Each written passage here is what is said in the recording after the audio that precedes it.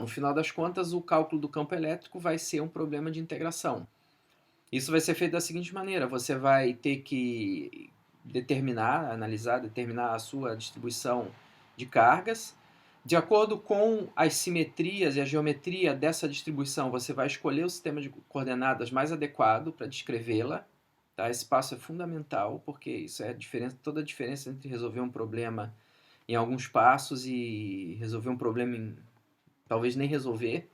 Então, conhecendo tua geometria de fontes de carga, né, tua distribuição contínua e o sistema de coordenadas adequado, você vai ter que trabalhar para determinar a carga infinitesimal contida num pedaço infinitesimal da tua distribuição, como a gente viu antes, que pode ser um elemento de linha, de superfície ou de volume, aquele dl, ds ou dv, que multiplicado pela densidade correspondente vai te dar o valor da carga infinitesimal dq contida naquela parte da tua distribuição. Com isso, você pode escrever então o campo infinitesimal dE gerado no ponto de campo por essa carga infinitesimal dq da sua distribuição. O que era o R? Era a diferença entre vetor posição de ponto de campo e vetor posição daquela parte que você está considerando que tem a carga dq na tua distribuição. Quadrado dessa distância vezes unitário. Unitário é o quê? O vetor posição relativa dividido pelo módulo dele. E você vai ter que integrar nas tuas coordenadas, que eu estou chamando aqui nessa expressão R', que são as coordenadas que descrevem as posições dos elementos de linha, superfície ou volume na tua distribuição contínua. Tá? Então, basicamente, isso vira um problema de integração. Então, vamos fazer um exemplo. No Sears, por exemplo, isso é o primeiro exemplo, eu acho, que ele faz de integração para obter campo. Tá? Você tem um objeto com a forma de anel, com raio A e carga total Qzão distribuída uniformemente ao longo dele. Aqui ele já está dizendo que você vai ter uma distribuição uniforme de carga. Tá? Você tem um anel, esse anel tem espessura infinitesimal, tá? Ele tem raio A e espessura infinitesimal, quer dizer, você não vai ter que levar em consideração a largura desse anel, nem a espessura dele. Ele pede para você determinar o campo elétrico num ponto P, esse é o teu ponto de campo, situado sobre o eixo do anel, uma distância x de seu centro. Tá? Como a gente vai fazer isso? A gente vai ter que esquematizar o nosso enunciado aqui, seria o exemplo 1.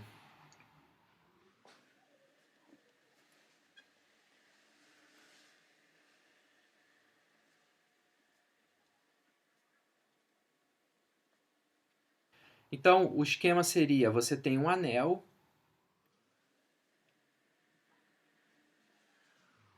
esse anel vai ter raio A,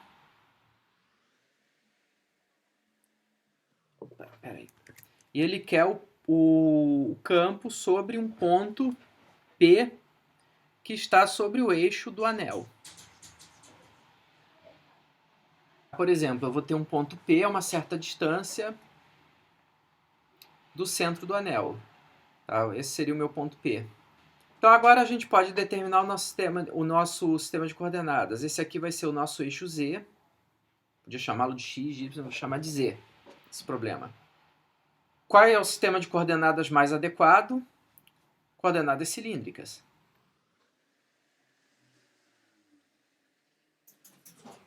Tá? Por que coordenadas cilíndricas? A gente está trabalhando, a gente precisa determinar campos sobre um eixo que passa pelo centro do anel, no entanto, nossa distribuição tem é um círculo, né? Quer dizer, é conveniente você, para descrever posições ao longo de um círculo, utilizar coordenadas polares, no entanto, você está em 3 dimensões. Tá? Você vai precisar, além das coordenadas polares, para descrever qualquer ponto do círculo, as coordenadas polares seria o quê? Seria o raio, R, que é fixo nesse caso, inclusive, né? Se a gente estivesse considerando um anel com uma largura finita, a gente teria uma variável de integração a mais. Nesse caso, que é o caso mais simples, a gente tem esse raio fixo e a distância dele para a origem aqui, a gente pode convenientemente colocar a origem do nosso sistema de coordenadas no centro do anel. Essa distância radial da origem até o nosso anel é a nossa coordenada R no sistema cilíndrico. E além disso, para se localizar ao longo do anel, você usa um ângulo. Um ângulo azimutal que eu vou chamar de φ. Se eu estou numa outra posição aqui no anel, esse ângulo aqui eu vou chamar de φ.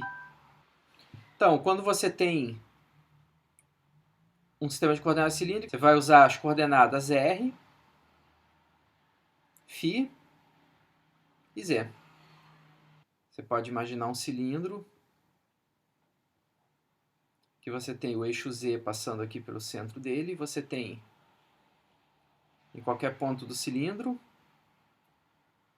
o raio R e o ângulo aqui, esse ângulo aqui no plano é o φ. Ok? Então esse é o nosso problema. Nosso anel, como ele é um anel com largura e espessuras desprezíveis, ele é basicamente um fio que foi dobrado na forma de um anel com raio A, a gente vai caracterizá-lo por uma densidade linear, lambda uniforme.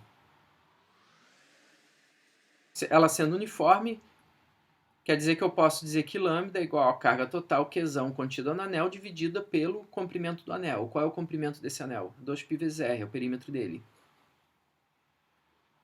O R dele é A. Então a gente já tem aqui nossa densidade. Vocês lembram que a carga total era Qzão distribuído uniformemente ao longo desse anel. Então a gente precisa agora determinar o quê? A gente precisa determinar quem é dq, nossa carga infinitesimal, e quem é dE, a contribuição infinitesimal de campo elétrico devido a essa carga dq, contida num segmento infinitesimal desse anel. Uma vista superior desse anel, o centro dele, que é a nossa origem, está aqui. A gente pode considerar que esse anel, para um deslocamento angular infinitesimal entre dois pontos dele, eu vou ter um arco aqui de comprimento. O comprimento desse arco, vocês lembram que é ds igual a r dφ, que no nosso caso é igual a A dφ. Isso pode ser ds ou dl, vou chamar de dl para seguir a nossa notação anterior.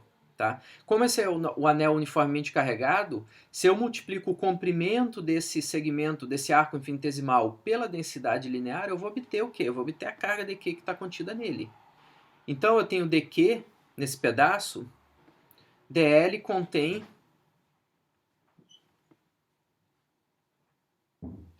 dq coulombs de carga. E dq é igual a lambda dl. Que para nossa geometria, dq vai ser igual a lambda a dφ. Reparem que a gente saiu de um infinitesimal mais,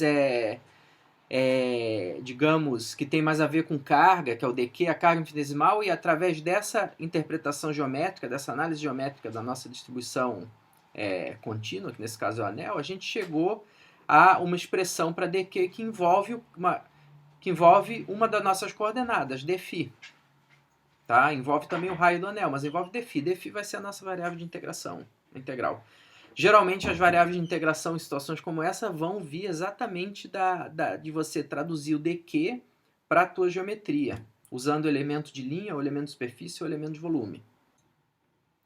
Bom, então a gente já sabe agora quem é dq nesse problema específico. Tá? O dq vai ser lambda a dφ. Então agora a gente volta aqui para o nosso esquema, a gente pode associar dq a esse pequeno segmento aqui do nosso anel. Tá? E esse dq vai fazer o quê? Ele vai gerar um campo elétrico, ele vai contribuir dE para o campo elétrico no ponto de campo P. Agora o que a gente precisa? A gente lembra que dE é igual a 1 sobre 4πε0 dq sobre r quadrado r unitário. Então, a distância entre dq e o ponto P vai ser o r dessa expressão. Então, a gente tem essa distância, né? Aqui no nosso anel, digamos que o nosso dq está aqui. esse pedacinho do anel, ele vai estar a uma distância R do ponto de campo P. Essa distância daqui é o R, a nossa coordenada R, cilíndrica, que nesse caso é igual a A. Lembrando que a coordenada do P ao longo do eixo Z, a gente pode associar a ele uma coordenada Z genérica, né? A gente vai obter no final, para esse campo, que é o valor dele e direção e sentido também em função de Z, ou seja, em função da distância para o centro do anel. Tá? Então a gente tem aqui um triângulo retângulo, basicamente. A gente tem um cateto aqui valendo A, o raio do anel, um outro cateto valendo Z, a distância entre o centro do anel e o ponto de campo. E a gente quer descobrir a hipotenusa dele. Então o R vai valer nada menos que a raiz quadrada de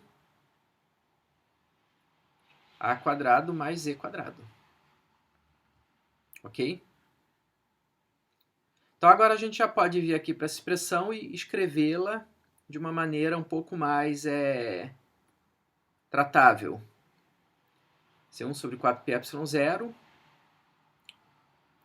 lambda A dφ, lambda A dφ, dividido por R quadrado vai ser A quadrado mais Z quadrado, vezes o unitário R. O unitário R vai introduzir aqui, em princípio, parece que ele introduziria uma certa dificuldade, né? Aí a gente teria que parar tudo, lembrar do exemplo feito anteriormente e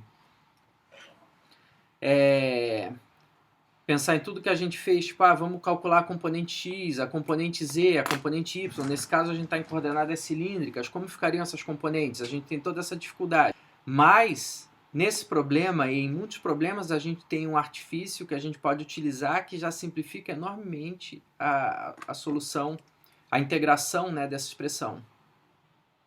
Tá? Ou seja, e a obtenção subsequente do campo elétrico no ponto P. Isso consiste em analisar a simetria do problema. Então, para simplificar já o nosso passo, evitar um cálculo explícito do unitário R, a gente tem que fazer algumas análises do problema em questão. Tá? Então, a gente tem o nosso anel, a gente tem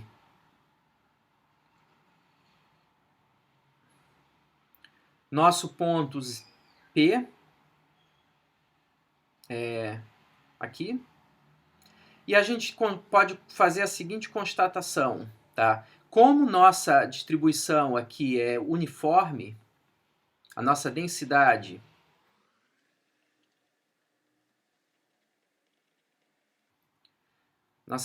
de carga é uniforme, quer dizer isso, que não tem mais ou menos carga acumulada em pontos diferentes do anel. A carga é a mesma em qualquer ponto ao longo dele. A gente pode então dizer que eu tenho, por exemplo, um segmentozinho infinitesimal dele aqui em cima com carga infinitesimal dQ. Se eu tenho um segmento diametralmente oposto aqui embaixo, com o mesmo comprimento infinitesimal, ele vai ter carga dQ também. Tá? Esse segmentozinho de cima vai gerar um vetor campo elétrico dE. Vou chamar de dE1, gerado por dQ1. E esse é dQ2.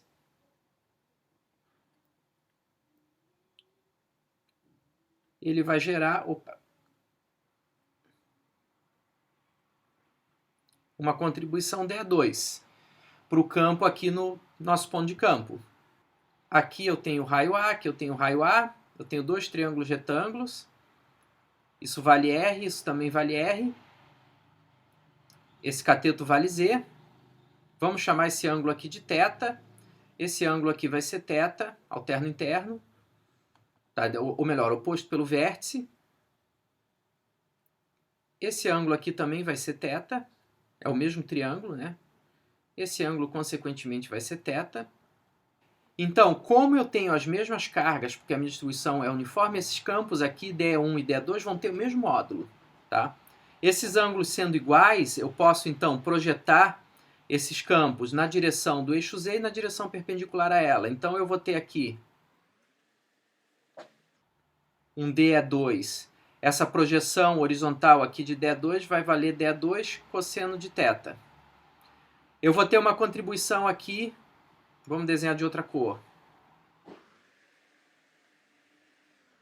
D1 cosseno de θ.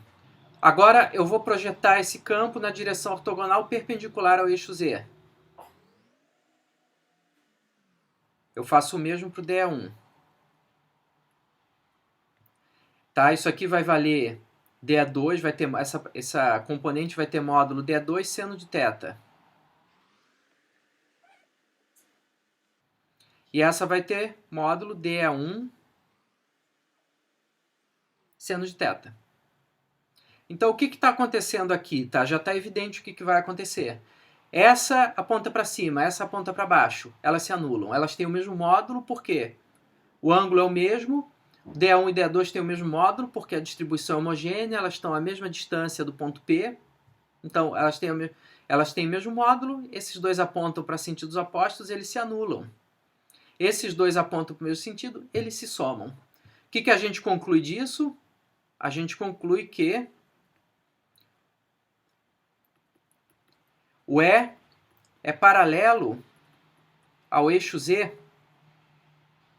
O E de um anel delgado, o nome dessa distribuição é um anel delgado, uniformemente carregado.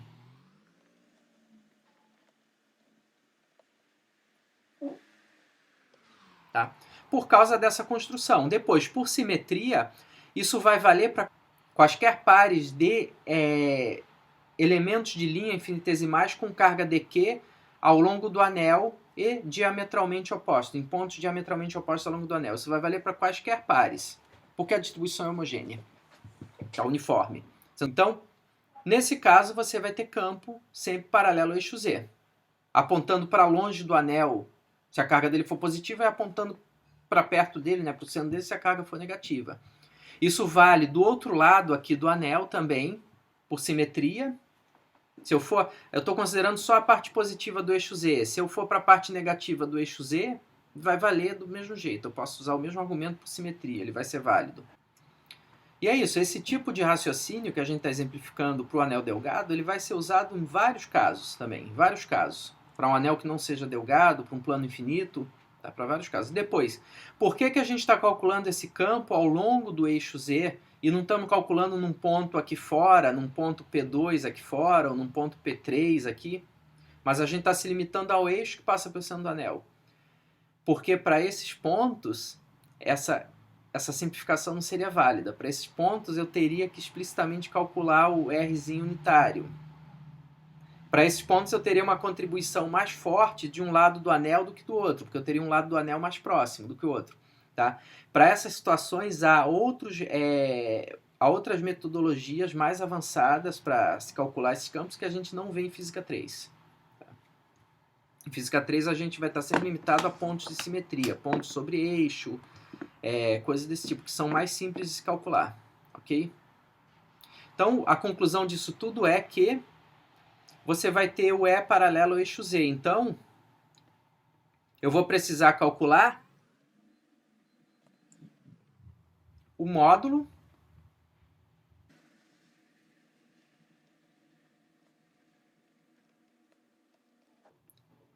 de E em P e multiplicar por cosseno de θ. O cosseno de θ de quebra quem é? Tá, a gente volta ao nosso triângulo retângulo aqui, que um dos catetos é o raio do anel, outro cateto é o valor Z da coordenada do ponto de campo, onde eu quero calcular o campo. A hipotenusa é R. Tá? O cosseno desse ângulo é Z sobre R, que é igual a Z sobre raiz de... Quem era o R? A raiz de A quadrado mais Z quadrado. Ok? E a gente vai usar isso para calcular agora o campo, ou seja, a gente vai ter que calcular simplesmente o módulo do E. Reparem a simplificação. A gente não precisa mais se preocupar. A gente já sacou qual é a direção e sentido dele. Então agora a gente só precisa calcular o módulo dele, que é uma conta um pouco mais simples. Tá? E a gente precisa multiplicar esse módulo pelo cosseno de θ. Porque a gente já determinou que só as componentes aqui paralelas ao eixo Z que contribuem. Tá? O cosseno de θ vai nos dar essas componentes. Bom, então agora em posse da expressão para o cosseno do ângulo θ, pode partir para a solução do problema via integração. Tá? Então a gente tinha, no quadro anterior, que cada segmento infinitesimal do anel contribui dE para o campo no ponto P. Tá? Cada segmento desse tem uma carga dQ. A gente viu que a gente podia, utilizando a densidade linear de carga nesse anel uniformemente carregado, escrever dE dessa forma. Agora a gente já sabe qual a direção e o sentido dele. Então a gente só tem que se preocupar agora com o cálculo do módulo dele. Ok? E a gente tem que se preocupar não só com o cálculo do módulo, mas o cálculo do módulo dessa componente paralela ao eixo Z. Tá? Então a gente vai ter agora que DE, o módulo, reparem, vou indicar que D é Z, que é a componente Z, reparem, eu não estou usando a notação vetorial, isso aqui vai ser um módulo. Isso vai ser igual a 1 sobre 4π ε0, lambda A dφ sobre A quadrado mais Z quadrado, vezes o cosseno de θ, que assim a gente obtinha a nossa projeção ao longo do eixo Z, que vai ser a contribuição, a soma de cada projeção dessas ao longo do eixo Z, de cada dq aqui, de cada segmento infinitesimal do anel, vai dar nosso campo é Z, naquele ponto.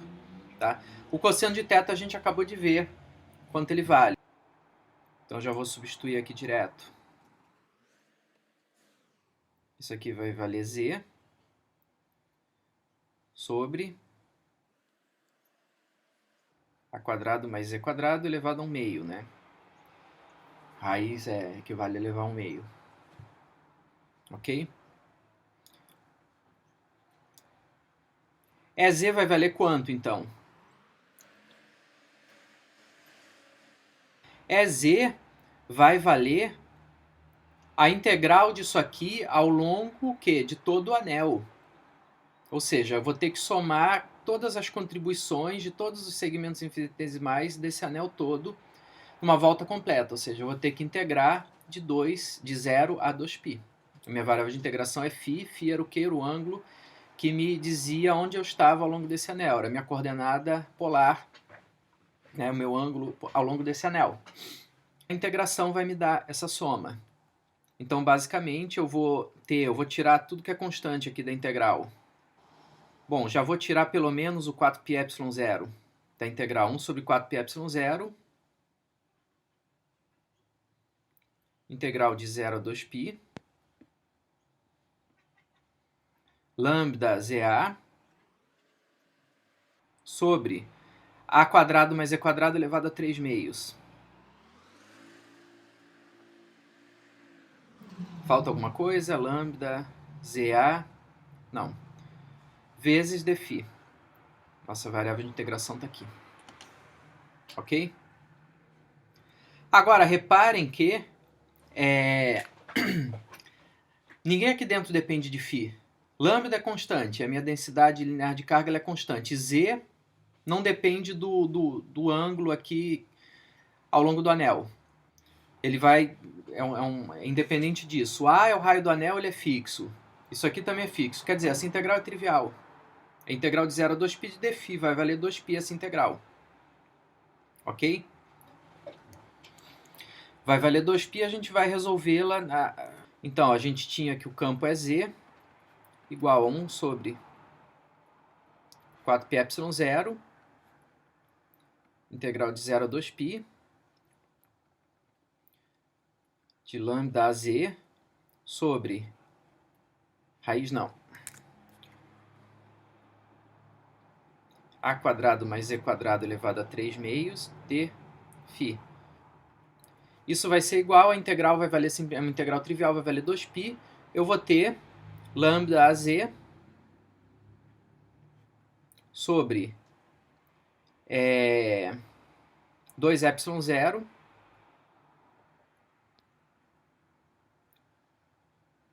a quadrado mais e quadrado elevado a 3 meios. Esse é o meu resultado. Vou enfatizar que esse EZ é função de Z.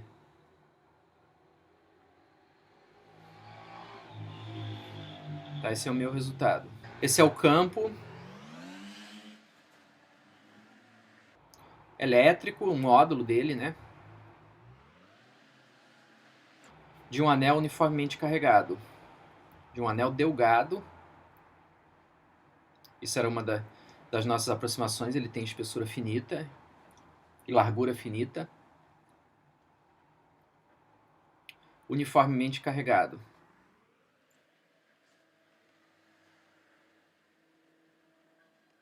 Direção e sentido é um vetor, então a gente tem que sempre ter a direção e sentido. A direção é paralela ao eixo Z.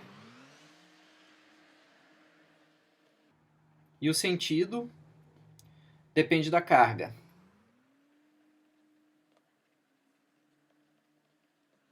Depende de lambda.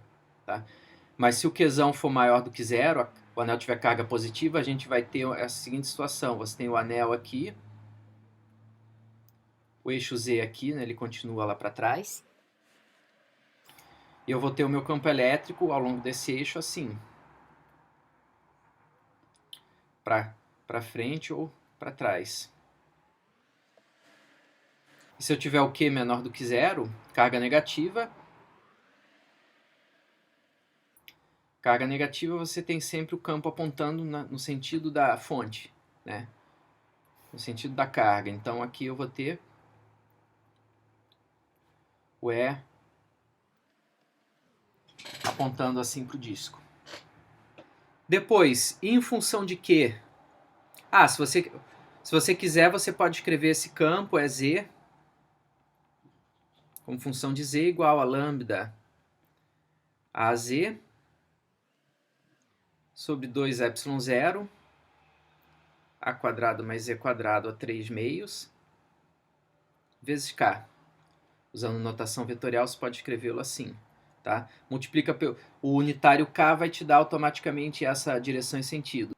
Okay? Reparem que se z for positivo, eu vou ter, para carga positiva, se z aqui for positivo, ou seja, eu estou desse lado para cá do anel, minha origem está sempre no meio do anel aqui, minha origem. K sendo positivo, Z sendo positivo, o campo está apontando para longe. Z sendo negativo, o campo vai estar apontando também para longe do anel. No caso da carga negativa, eu vou ter para Z positivo, o sinal de menos aqui vai fazer com que ele aponte, esse E aponte no sentido aqui do anel. E para Z negativo, o negativo da carga, o negativo do Z vão dar positivo, o campo vai ter direção em sentido de mais K unitário, eu vou estar apontando para o anel ainda. Tá? Então isso aqui é a resposta, digamos, mais compacta, mais definitiva. Tá? A gente pode ainda alterá-la da seguinte maneira. E a carga total? K não, Qzão. Como a gente tem uma densidade de carga uniforme, a gente divide simplesmente o Qzão pelo comprimento do anel para obter o lambda. Tá? O nosso lambda vai ser igual à carga total. A gente já viu isso anteriormente, né? Dividida pelo comprimento do anel. O comprimento do anel é 2π vezes A. Isso é o lambda. Então, usando esse lambda, eu posso escrever a resposta como o EZ de Z igual a... Eu vou ter, então, Qzão AZ sobre 2πA. Esse A de baixo vai cancelar com A de cima. Vai aparecer o 4πε0, então eu vou ter o Qzão. Eu vou ter 1 sobre 4πε0, Qzão Z, sobre A quadrado mais E quadrado elevado a 3 meios. Vezes unitário K. Tá, essa seria a nossa resposta em função da carga total. Esse é o campo desse anel delgado. A gente pode analisar dois casos especiais. Se Z igual a 0, estou no centro do anel. Z igual a 0 nessa expressão vai te dar 0. A expressão te dá isso, mas você podia obter esse resultado daquela argumentação de simetria. Se eu tenho meu anel aqui, no centro dele, eu vou ter, digamos, um segmento do anel que tem carga dq aqui, contribuindo o dE para cá. Eu vou ter o segmento diametralmente oposto, contribuindo um dE antiparalelo. E eles vão se cancelar. Você pode usar esse argumento para quaisquer pares de pontos diametralmente opostos ao longo do anel, e daí você conclui que no centro do anel, que é a origem do nosso sistema de coordenadas, é um vetor nulo. O campo é nulo ali. E a outra situação especial é se Z é muito maior do que A. Ou seja, se eu estou muito, muito longe do anel. Tá? Eu estou a distância extremamente grande dele. Intuitivamente você vai achar o quê? Bom, um anel que tem carga, assim, num ponto de espaço, eu estou a quilômetros, a milhões de metros dele, tudo, eu estou a distância extremamente grande em comparação com o tamanho do anel, o anel vai parecer um ponto. Então a gente espera um campo de carga pontiforme. A gente vai ver se o resultado nos dá isso, né? Como a gente faz esse procedimento? A gente vê aqui que no denominador do resultado a gente tem A² mais Z² dividido por 3 meios. Como eu quero comparar, eu estou comparando A com Z e eu quero a situação em que Z é muito maior do que A, eu vou botar o Z em evidência aqui embaixo. Por quê? Porque isso vai me forçar a dividir A por Z quando eu coloco Z em evidência. Isso vai tender a 0. Então eu vou ter A² mais Z² elevado a 3 meios. Isso vai ficar igual com Z em evidência. Vamos explicitar. Z² em evidência. Eu vou ter Z², 1 mais A² sobre Z². Isso elevado a 3 meios. Bom, o Z² elevado a 3 meios aqui, ele sai dessa raiz, ele vai virar Z, simplesmente. Opa. Ele vai virar Z.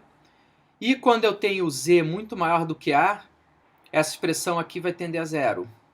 Ela está elevada ao quadrado, isso aqui vale A sobre Z ao quadrado. Isso tende a 0, no limite de um Z muito grande. Então eu vou ter aproximadamente, isso aqui vai ficar aproximadamente igual a Z ao cubo. Tá, esqueci do Z ao cubo aqui. Então eu vou ter o resultado em que, no limite de Z muito maior do que A, do que o raio do anel, esse denominador vai valer aproximadamente Z ao cubo. Dividindo pelo Z em cima, eu vou ter o seguinte resultado. Para Z muito maior do que A, eu vou ter que a Z de Z é igual a 1 sobre 4πε0 Q sobre Z² vezes K. Que nada mais é do que o campo elétrico de uma carga pontiforme segundo a nossa lei de Coulomb, nosso cálculo de campo elétrico baseado na lei de Coulomb, onde a carga pontiforme tem valor Qzão, que é a carga total do anel, ou seja, quando você está muito longe dele, o anel se comporta como carga pontiforme, dividido pelo quadrado da distância que você está dele, né? Ao longo do eixo Z, a tua distância vai ser simplesmente a tua coordenada Z, vezes o unitário K.